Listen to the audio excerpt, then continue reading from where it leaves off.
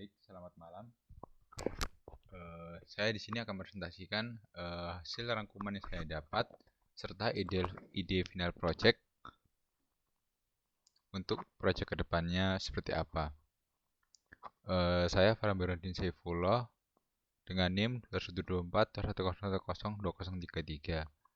Nah, rangkuman ini berdasarkan sharing session pada hari Kamis pukul 8 sampai pukul 12, yaitu pada season 1,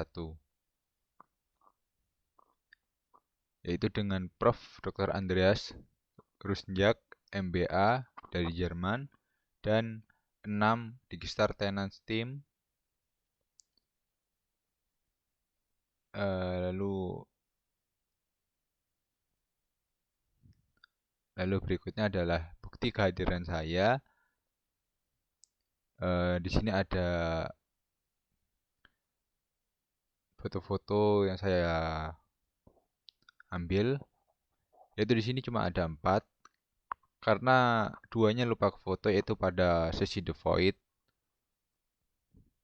salah satunya sama sesi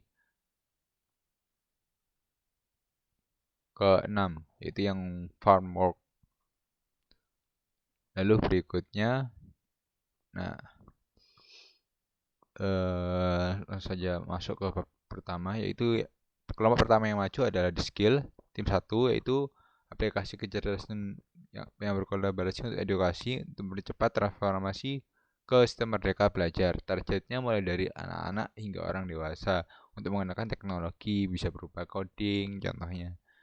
Itu masalahnya ada di Industrial 5, lack of public awareness, job future will different, view provider untuk gender skill development for children.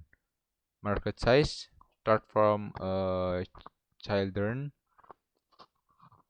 from elementary to upper class, and they present a feature give pelayanan pendidikan, yaitu bisa berupa pengetahuan tentang teknologi seperti coding baik untuk anak-anak hingga dewasa. Lalu tim kedua ada The Void, yaitu mereka itu ingin membuat inovasi berdasarkan masalah yang ada, yaitu membantu dalam housing area untuk menyewakan tempat untuk event. Nah, problemnya adalah matter in the housing segment and manual security if often loopen. Lalu produknya mereka itu adalah aplikasi mobile, dan fitur yang mereka tawarkan adalah memberi pelayanan pendidikan berupa pengetahuan teknologi seperti coding baik untuk anak hingga dewasa.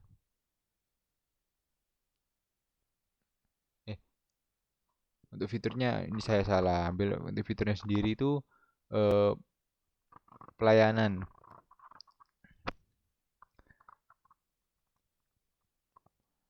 kayak sewa, habis itu security-nya, koordinat tempat. Lalu yang ketiga ada free trip, menyajikan pelayanan untuk tidak berpergian untuk pemesanan tiket hingga tujuan. Problemnya adalah orang yang kejahatan yang kayak problem yang saya dengar dari timnya sih, orang jahat yang mereka tuh bus driver yang mereka kalah saing dengan travel, sehingga rasanya PRRP ini untuk menyajikan sarana untuk agar membuka lapangan gitu. Lalu fiturnya itu seperti easy boarding, fine booking, and traveling. Dan mereka menyajikan SWOT analysis, tidak saya sempat catat karena ada banyak.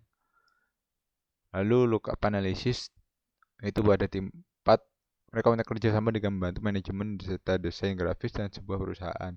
Itu problemnya adalah hard to analyze data, even a simple data like description, because not everyone can do it.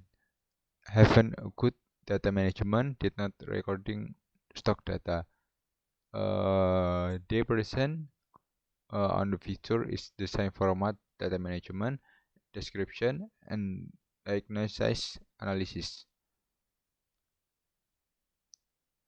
and make a star dashboard and sales forecasting.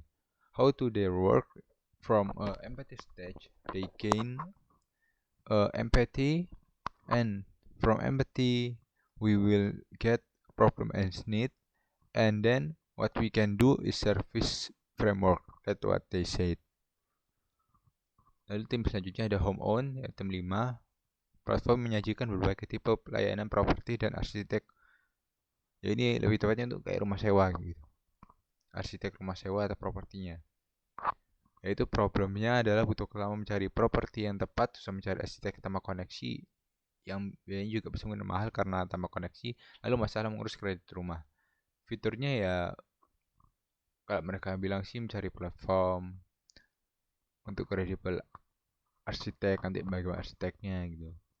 Asistensi in applying home ownership credit. Lalu SWOT analysis juga sama, terlalu banyak. Jadi sempat dicatat. Lalu product information. Ya, product informationnya ya sama saja sih.